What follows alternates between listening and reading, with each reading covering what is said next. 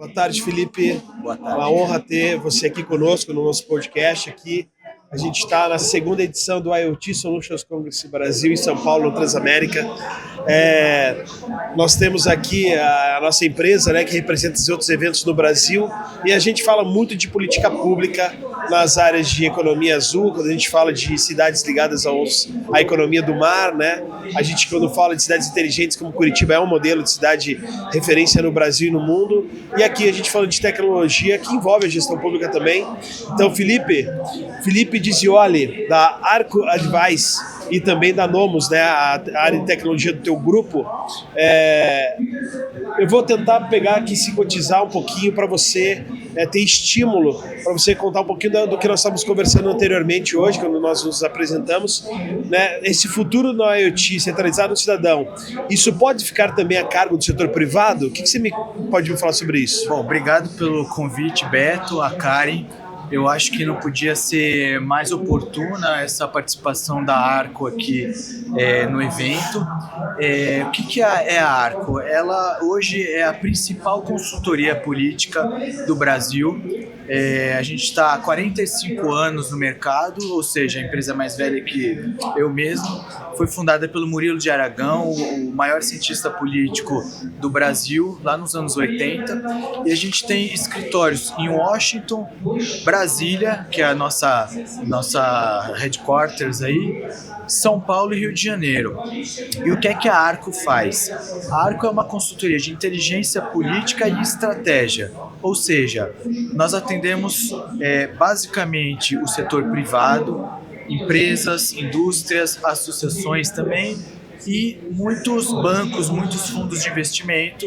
Praticamente a Faria Lima toda consome a nossa inteligência. E o que quer dizer essa inteligência política? A gente tem que lembrar que o nosso maior sócio é o governo. Então, mas o governo é uma entidade abstrata. O que quer dizer o governo? Tem o governo federal, tem o governo estadual, tem os governos municipais, mas tem as agências reguladoras. Então é um ambiente muito caótico. Sim. E para uma empresa, num ambiente tão caótico e tão regulado como é o Brasil em comparação a outros países, conseguir sobreviver e se prosperar nesse ambiente, ele precisa entender o arcabouço regulatório, o arcabouço legislativo, e até para ele poder identificar as oportunidades. Então, a Arco, ela faz esse trabalho de inteligência, e uma vez que a empresa, o setor, a associação, a federação identificou um problema ou uma questão que precisa ser parada ou incentivada ou entendida, a gente entra com a estratégia. E aí esse é o nosso core business. E é aí que a gente atende as maiores empresas do mundo. Então, sejam elas em questões de crise. Eu posso citar aí a questão de mineradoras que tiveram barragens que caíram, a gente atendeu. Mariana, Brumadinho, ambos os casos a gente estava envolvido. Compras de material militar, de defesa, então a gente participou de grandes editais. Eu cito a casa da venda dos caças Gripen, onde teve transferência de tecnologia. Então são casos sempre muito complexos. E aí, olhando para a questão do IoT,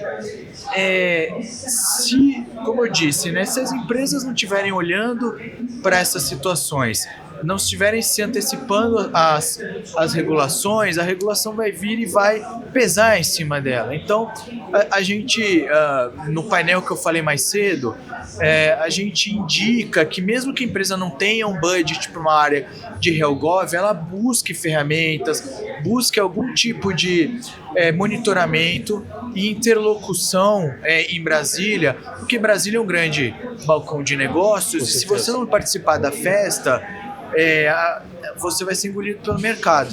E aí a gente traz, falando de tecnologia, tem a Nomos, que é uma empresa de tecnologia do grupo que vem para facilitar a parte desse monitoramento. Então é um SaaS que ele já foi construído em cima de IA, de inteligência artificial.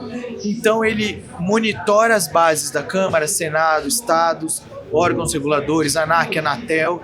E aí a sua empresa pode cadastrar palavras-chave, pode cadastrar contextos e filtrar e aí monitorar. Ou ela pode diretamente conversar com o chat e ele entende o contexto, ele vai ler todo nosso histórico da Arco e vai conseguir conversar com você. Mas isso é parte do trabalho, porque depois você tem que ter uma estratégia de como encarar essa regulação. Então, basicamente... Muito legal, Felipe, muito legal. Você falou da ANAC aqui, nós temos um grande amigo lá, que foi agora empossado pelo presidente Lula, o Thiago Fernanstein, que estava na Infraero, mas ele também já teve um bom tempo na BDI, né? É uma agência hoje regulada ali também, quem está nessa gerência, vamos dizer, nessa presidência ali é o próprio Geraldo Alckmin, que estão com uma visão de indústria muito forte no país. E quando a gente fala de IoT e indústria, as coisas estão totalmente interrelacionadas. Mas eu quero trazer, assim, dentro da tua experiência, algo assim mais pontual, como se fosse uma acupuntura urbana.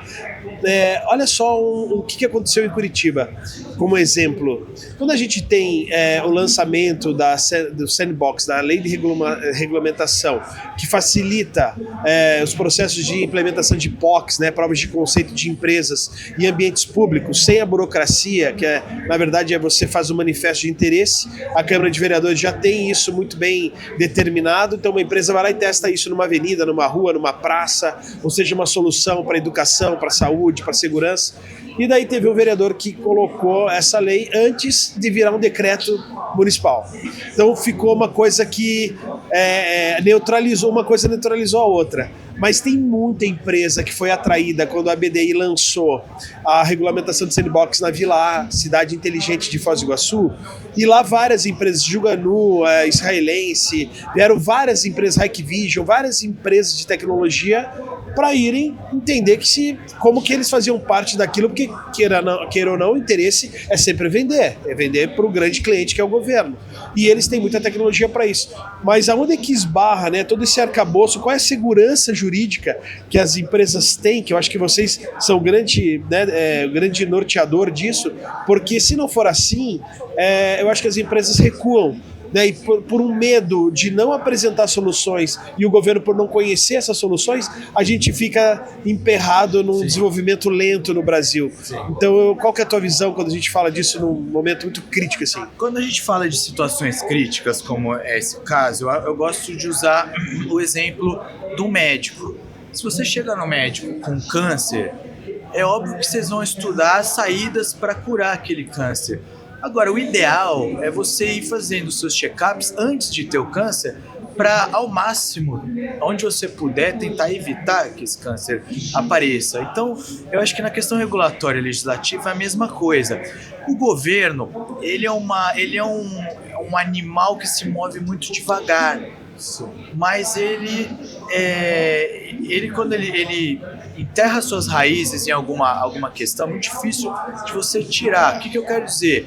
Você cria uma agência, uma empresa, você cria um sistema público, aqueles agentes públicos, eles não vão ter a mesma agilidade e a mesma dinâmica que o setor das empresas tem, né? Então, o que eu indico que as empresas façam?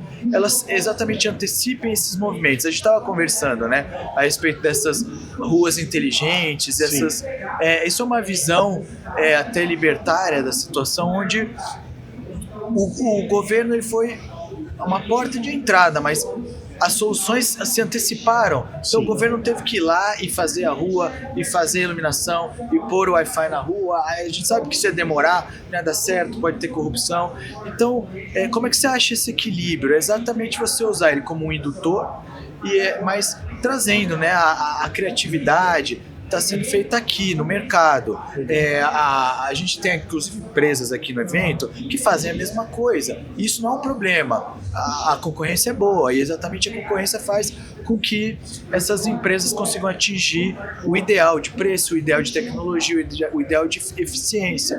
O governo ele opera sozinho, então ele não vai buscar o ideal, ele vai fazer, mas ele vai fazer no tempo dele.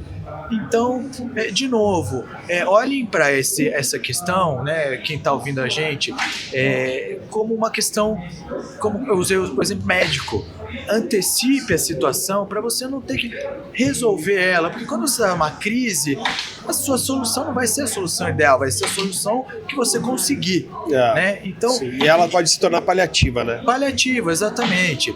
E se alguma regulação terá que ser feita, que ela tenha a participação das empresas, do cidadão, mas o cidadão precisa participar. E São Paulo e esses polos tecnológicos vivem numa bolha diferente de Brasília. Sim. Brasília e São Paulo precisam ter uma conexão um pouco maior.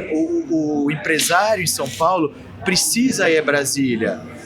O Congresso é aberto, você pode ir lá no Congresso, o Senado é aberto, você vai lá, você apresenta, marca num gabinete de algum deputado que seja mais tenha mais a ver com o seu tema, faça uma visita, não custa nada, entende? Se os empresários aqui em Brasília fizessem mais, em São Paulo fizessem mais isso, talvez Brasília fosse menos inóspito na hora de fazer as leis, fazer a regulação. Muito bom, é verdade.